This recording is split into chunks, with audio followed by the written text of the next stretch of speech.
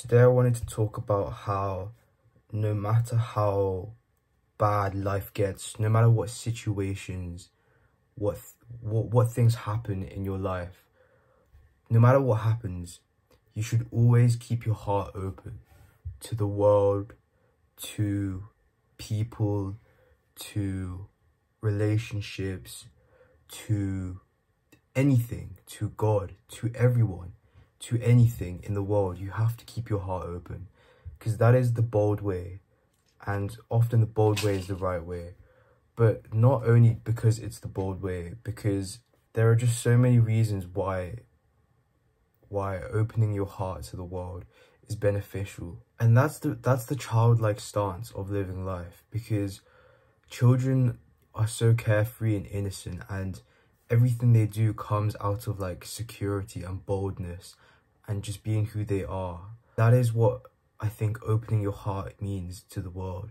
It means you just flow with the world. It means that you're open to every opportunity the world wants to offer you. And often we get bitter because maybe something happens, maybe someone says something to you, maybe someone hurts you.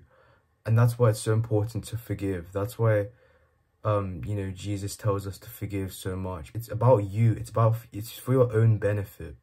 Like and it reminds me of it links to the verse, whoever wants to save their life will lose it, and whoever loses their life will find it.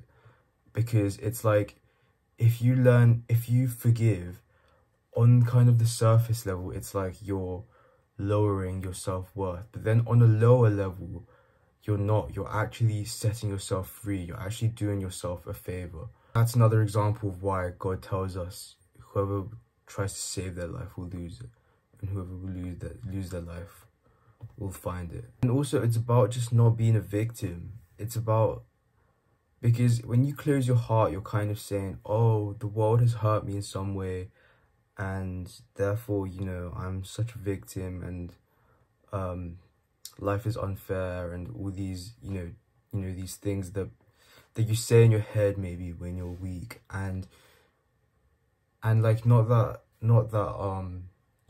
everyone has those moments, but I think it's about trying our best to stay on the bold path, like the path of love, which is just keeping your heart open to every opportunity, every person, every situation, always forgiving, always just moving on. And that's the humble way of life, because in order to forgive, you kind of have to not take yourself too seriously. And ironically, by doing that, it increases your self-worth, and then you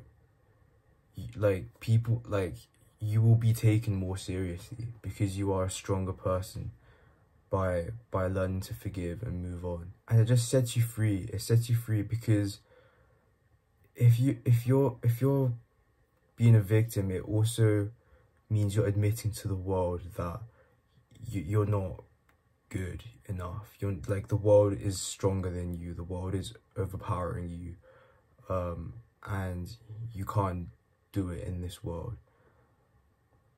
And so we can't ever be bitter. We can't ever close our hearts, no matter how, no matter what situation you've been in your life. Life is unfair, but life rewards you to the proportion that you suffer sometimes as well. Because the more bad things and like hurt someone has been through, in order to maintain an open heart with that level of trauma, you have to be that much stronger.